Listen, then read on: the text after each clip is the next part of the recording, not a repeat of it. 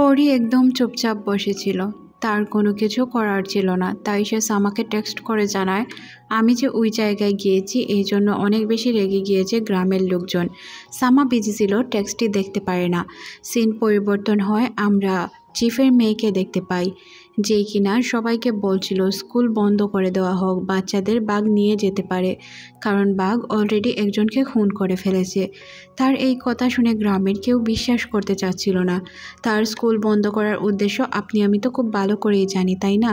পরিও এখানেই ছিল। পরি কথাগুলো শোনার পর তাকে জানায় যে আমাদের টাইগার কিম এইসব কোনোদিনও করতে পারে না, কারণ এটা সম্ভবই না। সে যদি এমনটা করতো তাহলে অনেক আগেই করতে পারতো। সে আমার সাথেই ছিল ওই দিন রাতে, আমার পাশের টয়লেটে সে ছিল, কিন্তু সে কোনো কিছুই করেনি। উল্টো আমাকে চাইলে মারতে পারতো, আমাকেও মারেনি। তার মানে সে এইসব করতে পারে না। সে শুধু ওই লোকদেরকে শাস্তি দেয় যারা কিনা অপরাধী। পিছন থেকে ওই তান্ত্রিকটি সব কথা শুনতে পায়। সে বুঝতে পারে যে এইসবের সাথে পরি জড়িত রয়েছে, তাই সে প্ল্যান করে পরিকেই আগে শেষ করে দিবে। পরির মাধ্যমে সে টাইগার কিমকে ডাকবে আর তারপর তাকে শেষ করবে। এদিকে নন্তা অনেক রেগে মেগে চলে আসে সামার বাসায়। আসলে সামার বাসার আসার কারণ ছিল কেন সে পরীকে ওই জায়গায় নিয়ে গেল। কারণ তাকে আটকায় আর বলে সামার বাসায় নেই, তুমি চাইলেও সামার সাথে কথা বলতে পারবে না। তখন সে জানায় কেন আমি কথা বলতে পারবো না। আসলে কালমও বিষয়টি বুঝতে পারে না, তারও অনেক খারাপ লাগে। তখনই এখানে সামা আর আন্টি চলে আসে। সামা তখন তাকে বলে যে হ্যাঁ নিয়ে গিয়েছি, তো কি হয়েছে, তুমি এইভাবে কথা বলছো কেন? আমাকে একটু সময় দাও, আমাকে এক্সপ্লেন করার সময় তো দিবে। পরি আমাকে রেড মনের বিষয়ে অনেকগুলো প্রশ্ন করছিল। তার প্রশ্নের উত্তর আমি ঠিকঠাকভাবে না দেওয়ার কারণে তাকে ওই জায়গায় নিয়ে গিয়েছিলাম, যাতে সে এই বিষয়টি একটু বলতে পারে বা এড়িয়ে চলা যায়। এই জন্য আমি এমনটা করেছি। সে তো তাকে উল্টো মারার জন্য তেড়ে আসে, বলে এমনটা করার আগে তোমার 100 বার চিন্তা করা উচিত ছিল। তুমি কি টাইগার কিমের কথাটাও তাকে বলে দিবে? তখন সে বলে সময় হলে বলে দিব। তারা আলাদা গিয়ে একে অপরের সাথে তুমুল মারামারিতে মেতে ওঠে। দেখে মনেই হচ্ছিল একে অপরকে সহ্যই করতে পারছে না। নন্তা বলে তোমার কাজ আমার একদমই পছন্দ হচ্ছে না। তুমি এক কাজ করো, তুমি মারা যাও, তাহলেই আমার জন্য উত্তম হবে। তুমি যদি মারা যাও তাহলে তোমার সব শক্তি আমি পেয়ে যাব।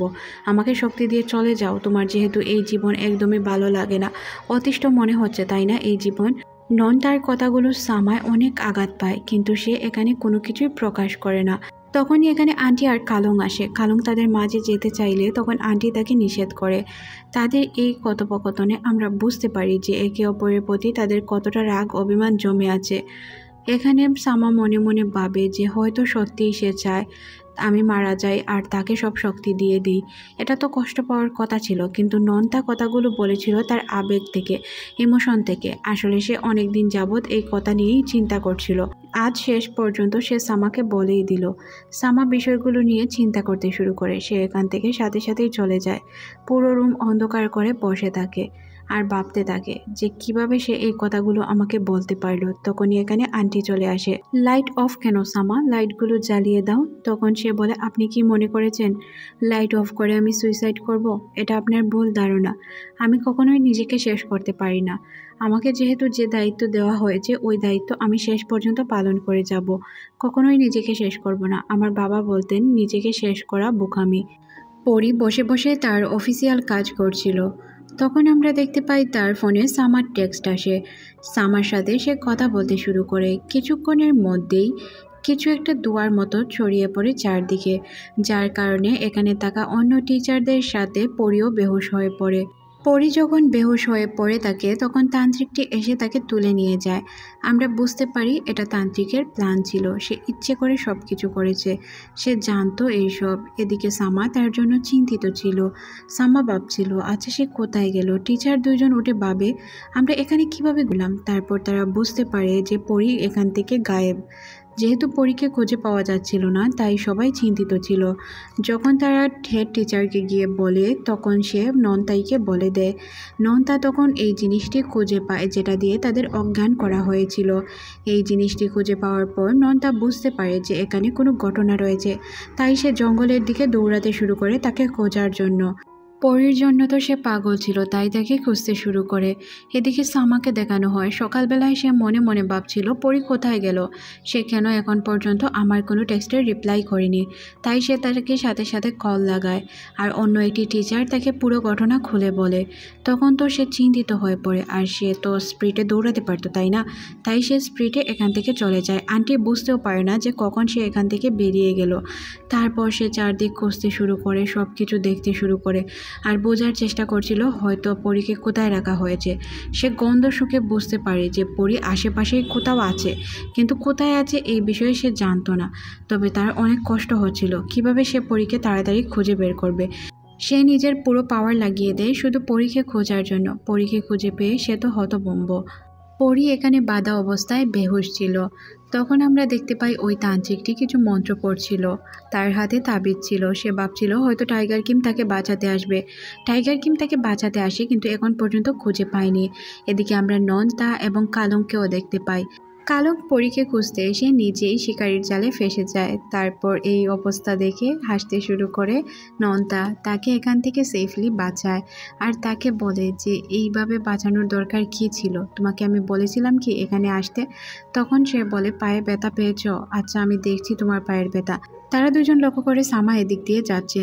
তখন কালং বলে চলো আমরাও যাই। তখন সে বলে না থাক, আমাদের যেতে হবে না, যেহেতু সামা চলে এসেছে তাহলে সে তাকে বাঁচিয়ে নেবে। আমরা আমাদের মতো করে খোঁজার চেষ্টা করব, আর তোমার পায়ে ব্যথা পেয়েছ তাই এখানে থাকার কোনো প্রয়োজন নেই, এখান থেকে চলে যাও। সিন পরিবর্তন হয়, আমরা দেখতে পাই যে পরীর অলরেডি জ্ঞান ফিরেছে আর সে অনেক বেশি ভয় পাচ্ছে। লোকটিকে দেখে সে জিজ্ঞাসা করে আপনিই তো ওই দিন টাইগার কিমকে মারার জন্য এসেছিলেন তাই না? তখন তান্ত্রিকটি বলে হ্যাঁ আমি মারার জন্য এসেছিলাম, কিন্তু তোমার জন্য তো মারতে পারিনি। তুমি কি করেছো মনে করো, তুমি যদি ওই দিন বলে দিতে তাহলে টাইগার কিম আজ জীবিত থাকতো না। তাকে যতক্ষণ পর্যন্ত না আমি শেষ করছি ততক্ষণ পর্যন্ত আমি শান্তিতে বাঁচতে পারবো না। এইভাবে সে কথা বলে। সে যখন একটু দূরে যায় তখন আমরা দেখতে পাই যে পরী এখান থেকে ছুটে দৌড়াতে শুরু করে। তান্ত্রিক তাকে দেখে তার পায়ে তীর ছুঁড়ে মারে, কিন্তু এই তীর ছুঁড়ে মারার পরও সে থেমে থাকে না। সে যেহেতু অনেক সাহসী একটি মেয়ে ছিল তাই সে এখান থেকে পালানোর অনেক চেষ্টা করে। পরী নিজের পা থেকে তীর নিজেই খুলে ফেলে। তারপর অনেক ব্লিডিং হচ্ছিল। এই ব্লেডের গন্ধ শুনে সে বুঝতে পারে যে আশেপাশে কোথাও পরী রয়েছে। যেহেতু তার মধ্যে টাইগার কিমের সোল রয়েছিল তাই সে বুঝতে পারে যে কিভাবে তাকে খুঁজতে হবে। ব্লাডের গ্রান শুনতে শুনতে সে চলে যায় তার পিছে। এক জায়গায় যখন অনেকগুলো ব্লাড দেখতে পায় তখন সে অনেক বেশি রেগে যায়। বুঝতে পারে পরী হয়তো বিপদে রয়েছে, তাকে সেভ করতে হবে। আর এদিকে ওই তান্ত্রিকটি এসে তাকে ধরে ফেলে। তান্ত্রিকটি যখন তাকে আক্রমণ করে বাঁধতেই যাবে তখনই এখানে সামা চলে আসে, আর সামা এসে দেখতে পায় যে এই তান্ত্রিকটি তাকে বেঁধে রেখেছে। তখন সে বুঝতে পারে এই তান্ত্রিকটি হয়তো সামারই ক্ষতি করার জন্য এসেছে, তাই সে পরীকে উঠিয়ে নিয়েছে। তান্ত্রিকটি বলে তুমি আমাকে মারছো কেন, তোমার সাথে কি আমার কোনো শত্রুতা রয়েছে? তখন সে বলে আমার সাথে তোমার কোনো শত্রুতা নেই, তবে তুমি যা করছো অনেক বড় ভুল করছো। তুমি কেন পরীকে উঠিয়ে নিয়ে এসেছো? তখন সে বলে আমি টাইগার কিংকে মারার জন্য পরীকে উঠিয়ে নিয়ে এসেছি। এইভাবে তাদের মধ্যে হাতাহাতি শুরু হয়। সে যখন একটি দড়ি দিয়ে তাকে বাঁধে তখন সে বুঝতে পারে যে লোকটি অন্য কেউ না, টাইগার কিম। তান্ত্রিকের উপর তাবিজটি তার উপর খারাপভাবে প্রভাব ফেলে। এই তান্ত্রিকটি আজ বুঝতে পারল যে টাইগার কিম আসলে একজন মানুষ। এটা বোঝার পর সে অবাক হয়ে যায়। তাকে ছুঁড়ে ফেলে দেওয়া হয়, সে নিচে গিয়ে পড়ে, কিন্তু সে মারা যায়নি, জীবিত ছিল। তান্ত্রিকটিকে নিচে ফেলে দেওয়ার পর সামা কিছুটা শান্তি ফিরে পায় আর বুঝতে পারে হয়তো সে মারা গিয়েছে। তারপর সে দৌড়াতে শুরু করে পরীর দিকে। পরীকে জড়িয়ে ধরে বলে তুমি কি ঠিক আছো? তোমার যদি কিছু হতো আমি নিজেকেও ক্ষমা করতে পারতাম না। তারপর সে তার পা বেঁধে দেয়, তাকে কোলে করে বলে এখন বাসায় যাওয়া সম্ভব নয়, এখানেই আজ রাত কাটাতে হবে। তারা দুইজন একে অপরের সাথে অনেকগুলো সময় কাটায়, গল্প করে। লাস্ট পর্যন্ত সামা বলেই দেয় যে সে পরীকে ভালোবাসে। পরীও তার ভালোবাসা স্বীকার করে একে অপরকে কিস করে। সিন পরিবর্তন হয়। পরদিন সকালে তারা দুইজন যখন এখান থেকে বাসায় যাওয়ার জন্য প্রস্তুত হচ্ছিল তখনই এখানে নন্তা চলে আসে তার লোকজন নিয়ে। নন্তা যখন দেখতে পায় তারা একে অপরের হাত ধরেছিল তখন নন্তা অনেক বেশি কষ্ট পায়, কিন্তু সে এই কষ্টটা কাউকে বুঝতে দেয় না। সামা তাদেরকে বলে যে এই জায়গাটিতে ছিল ওই লোকটি, যে তান্ত্রিক, কিন্তু তান্ত্রিকের তাবিজটি তারা খুঁজে পেলেও তান্ত্রিককে খুঁজে পায় না। সামা বুঝতে পারে তান্ত্রিক এখনও জীবিত রয়েছে। তান্ত্রিক যেহেতু জীবিত রয়েছে তাহলে তার ক্ষতি করার চেষ্টা করবে। বাসায় ফেরার পর সবাই সামাকে একটি কথাই বলছিল, যাতে সে পরীর থেকে দূরত্ব বজায় রাখে। তখন সে বলে সে নিজেরও প্রোটেক্ট করতে পারবে, পরীরও প্রোটেক্ট করতে পারবে। এটা শুনে অনেক বেশি রেগে যায় নন্তা, বলে তুমি কারো প্রোটেক্ট করতে পারবে না, তোমাকে বলা হয়েছে পরী থেকে দূরত্ব বজায় রাখার কথা, তাহলে তুমি কেন জোর জবরদস্তি করছো? তখন সে বলে আমি পরীর পিছু ছাড়বো না। সিন পরিবর্তন হয়, পরীর ব্যান্ডেজ করার জন্য চলে আসে কালং। ব্যান্ডেজ করার সময় কালং বলে নন্তা তোমার জন্য অনেক চিন্তিত ছিল, তাই সে তোমাকে খোঁজার জন্য জঙ্গলে গিয়েছিল। সিন পরিবর্তন হয়, পরী নন্তাকে ধন্যবাদ জানায় আর বলে তুমি আমাকে এতটা হেল্প করবে এটা আমি কখনো ভাবতে পারিনি, তুমি আমাকে খোঁজার জন্য জঙ্গলে গিয়েছিলে। নন্তা বলে জঙ্গলে গেলে কি হলো, আমি তো তোমাকে আর খুঁজে পাইনি, খুঁজে পেয়েছে সামা। তখন সে বলে যাই হোক, তুমি তো আমাকে খুঁজেছো, এটাই অনেক বেশি। সে বুঝতে পারে হয়তো নন্তাও তাকে পছন্দ করে।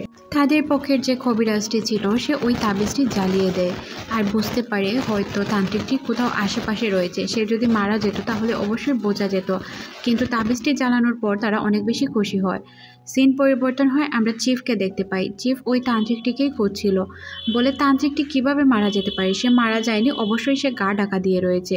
সিন পরিবর্তন হয়, আমরা তাদের দুইজনকে দেখতে পাই।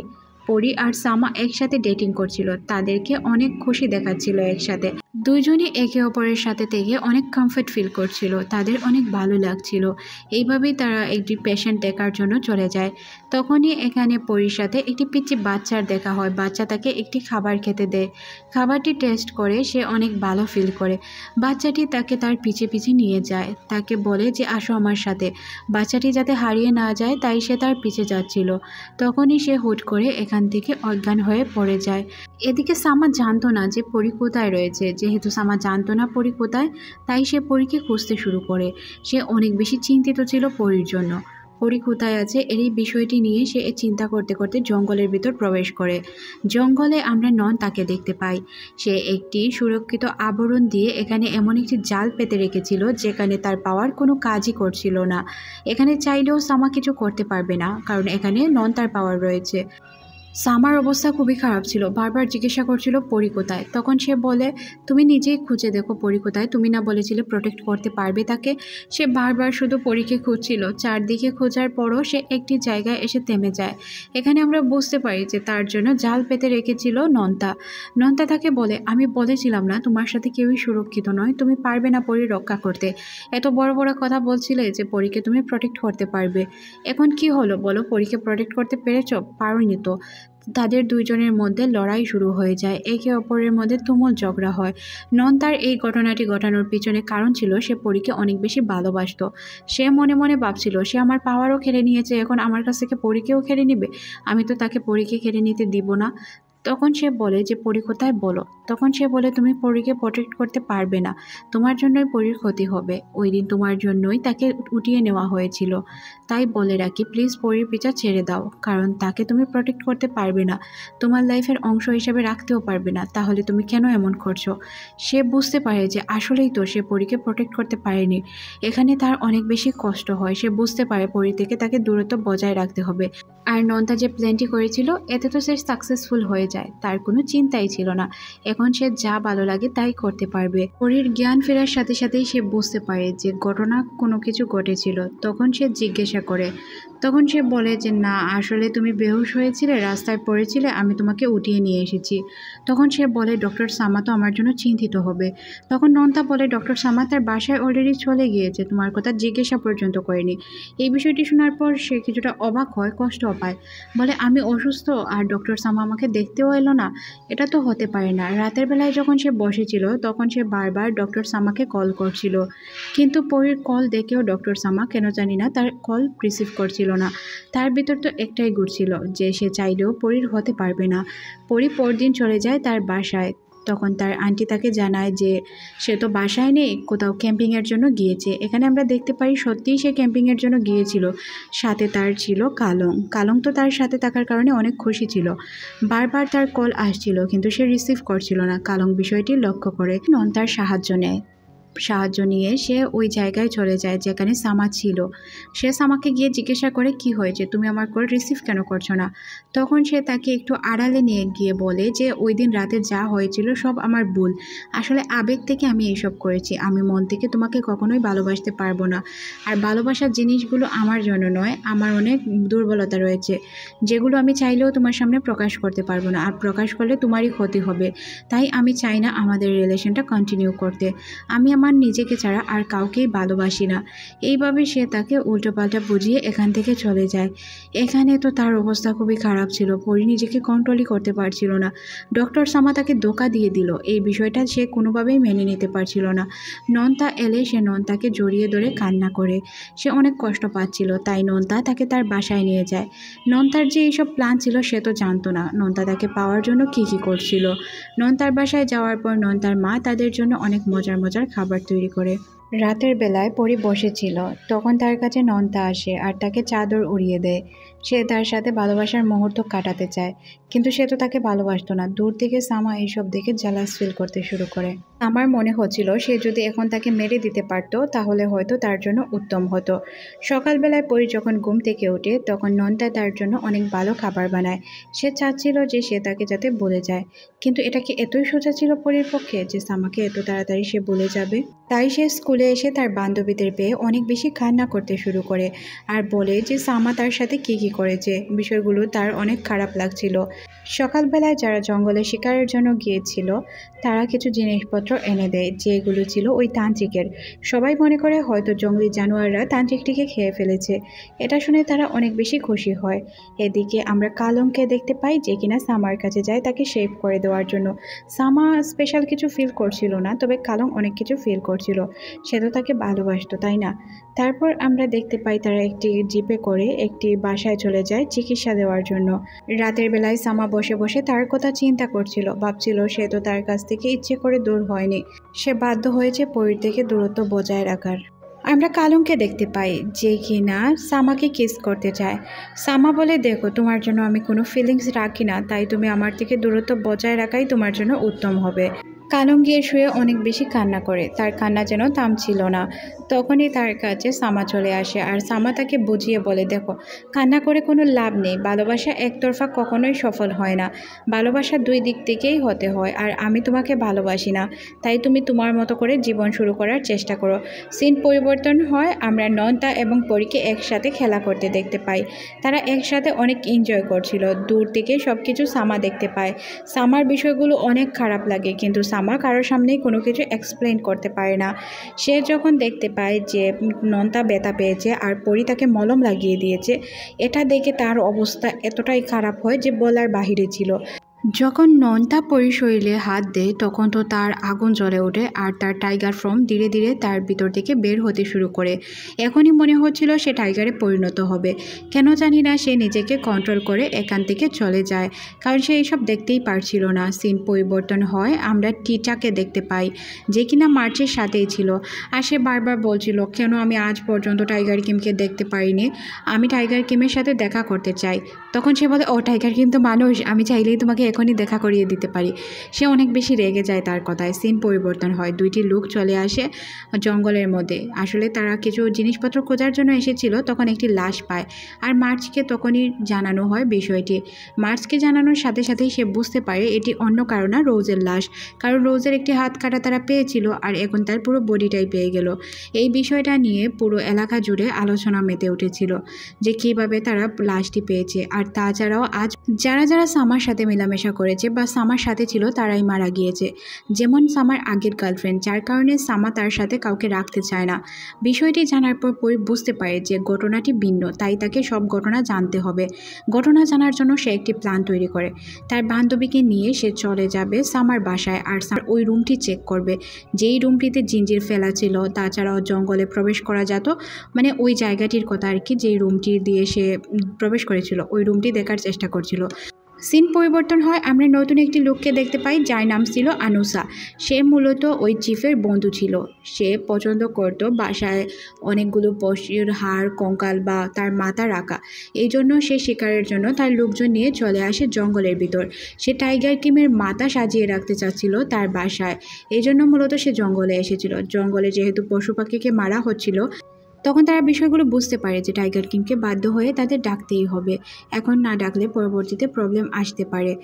আর পরীর প্ল্যান অনুযায়ী তার বান্ধবী চলে যায় ডক্টরের কাছে চিকিৎসার জন্য গিয়েই সে তাকে বলে যে তার নাকি পেটে ব্যথা করছে, হাঁটুতে ব্যথা করছে। এইসব বলে সে পরীকে টেক্সট করে যে তুই চলে আয় ভিতরে। তখনই পরী ভিতরে প্রবেশ করার সাথে সাথে আমরা দেখতে পাই যে তাদের রিচুয়াল শুরু হয়ে গিয়েছিল। আর চাঁদ তার রং পরিবর্তন করতে শুরু করে। চাঁদ যখন তার রং পরিবর্তন করছিল তখনই সামার অবস্থা খারাপ হয়ে যায়। সামা ওই রুমে প্রবেশ করে আর বাঘে পরিণত হয়। টাইগার কিমে পরিণত হওয়ার পর সে এখান থেকে চলে যায়। আর এখানে পরি বুঝতেই পারেনি যে আসলে ঘটনাটি কী ঘটেছে। সে কিছু দেখতে পায়নি, এটা ছিল মূল ঘটনা। রুমের ভিতরে এতগুলো ব্লাড দেখে সে অনেক বেশি ভয় পেয়ে যায়। মনে মনে ভাবে এখানে কি হতো, এখানে কাকেই বা বন্দি করে রাখা হতো। এদিকে আমরা দেখতে পাই আন্টিটি তার বান্ধবীকে এখান থেকে বের করে দেয়। এদিকে টাইগার কিম জঙ্গলে চলে যায় আক্রমণ করার জন্য। ওই লোকগুলোকে সে ভয় দেখায়। প্রথমে তো সে কখনোই আক্রমণ করে না, সবাইকে ভয় দেখায়। তারপর যারা বাড়াবাড়ি করে তার উপরই আক্রমণ করে। তারপর এসে সে তার নতুন রূপে রূপান্বিত হয়। সে যখন মানুষ হয় এই বিষয়টি দেখতে পায়। আর এটা দেখে তো সে অবাক হয়ে যায়। পরে বুঝতে পারে যে হয়তো সে টাইগার কিম হওয়া অবস্থায় নিজেই মেরে ফেলেছে। তাকে টাইগার কিম থেকে মানুষে পরিণত হতে দেখে সে এতটাই ভয় পেয়ে যায়, সাথে সাথে সে জ্ঞান হারায়। তারপর তাকে নিয়ে চিকিৎসা করানো হয়। এখানে সামা বুঝতে পারছিল না সে কী করবে, কিভাবে বিষয়গুলোকে সলভ করবে। বাহিরে তার বান্ধবী তার জন্য অপেক্ষারত ছিল। তারপর সে এখানে বেল বাজায়। বেল বাজানোর পর মিস মো বাহিরে চলে আসে। তখন সে মিস মোকে জানায় আমার বান্ধবী ভিতরে। তখন সে বলে হ্যাঁ জানি, সামা তার সাথে কথা বলছে। তারপর তোমার বান্ধবী বাসায় চলে যাবে, তুমি তোমার বাসায় চলে যাও, এখানে অপেক্ষা করার প্রয়োজন নেই। কিছুক্ষণ পরই আমরা দেখতে পাই যে পরীর হুঁশ ফিরে। যখন তার জ্ঞান ফেরে তখন সে কোনো কিছুই বুঝতে পারছিল না, কি করবে কি বলবে। সে তো কান্না করে এটাই বলে দেয়, এখন আমি বুঝলাম যে হয়তো তুমি মানুষ থেকে যখন বাঘে পরিণত হও তখন তুমি তোমার গার্লফ্রেন্ডকে মেরে দিয়েছিলে। এই কথাটি শুনে সামা অনেক বেশি কষ্ট পায়। পরি সামাকে এইভাবে কথা বলবে সামা কখনো যেন কল্পনাই করতে পারেনি। তার মাথায় যেন আকাশ ভেঙে পড়েছিল পরীর কথাগুলো শুনে, যে সে হয়তো তার বান্ধবীকে মেরে ফেলেছে, এখন সে তাকেও মেরে ফেলবে। বান্ধবী বলতে এখানে তার এক্স গার্লফ্রেন্ডের কথাই বোঝানো হচ্ছিল। সামা কি বলবে, সে কষ্টের ঠেলায় তাকে বলতে শুরু করে হ্যাঁ আমি মেরেছি, এখন তোমাকেও মেরে ফেলবো। তুমি যদি বেঁচে থাকতে চাও তাহলে প্লিজ এখান থেকে চলে যাও, আর যদি তুমি মরতে চাও তাহলে এখানে থাকতে পারো। সে তাকে এই কথাগুলো বলল। এই কথাগুলো কেন জানি না পরি হজম করতে পারছিল না। বাহিরে বের হয়ে সে কান্না করছিল। সে কিভাবে একটি মানুষরূপী টাইগারের প্রেমে পড়তে পারে। এদিকে সামা অনেক বেশি কান্না করছিল। সে বুঝতেই পারছিল না কি করবে। পরি তাকে ভুল বুঝে চলে গেল। এটা তার জন্য যতটুকু কষ্টের ছিল তার চেয়ে বেশি কষ্টের ছিল পরীকে সে কিভাবে আঘাত করেছে। তখনই পরীকে বেহুশ করে ফেলে নন্তা, কারণ আন্টি তাদেরকে ডেকেছিল। আন্টি তাদেরকে বলে এই মেয়ে আমাদের রহস্য জেনে গিয়েছে, একে আমরা এখান থেকে বের হতে দিতে পারি না, একে কিছু একটা ব্যবস্থা করতে হবে। তারপর আমরা দেখতে পাই সবার সামনে বসা ছিল সে। তখন এখানে থাকা কবিরাজটি তাকে বলে ওঠে আমাদের বংশের মধ্যেই সবসময় টাইগার কিমের সোল আসতো। লাস্ট নন তার বাবার মধ্যে এসেছিল। নন তার বাবা যখন মারা যায় তখন ওই সোল দিয়ে যায় আমাদের সামার কাছে। আসলে সামা আমাদের বংশের না, সে আউটসাইডার। তখন সে ছোটো বাচ্চা ছিল, আর নন তার বাবার হাতে কোনো রাস্তা না থাকায় সে তার উপরই পাওয়ারগুলো দিয়ে যায়। তার উপর যখন থেকে পাওয়ার আসতে শুরু করে তারপর থেকে সে আমাদের জঙ্গলকে রক্ষা করে আসছে। তাছাড়া তার গার্লফ্রেন্ডকে সে নিজে মারেনি, তার গার্লফ্রেন্ড অ্যাক্সিডেন্টগতভাবে মারা গিয়েছিল। এই বিষয়গুলো জানার পর সে বুঝতে পারে পুরো ঘটনা।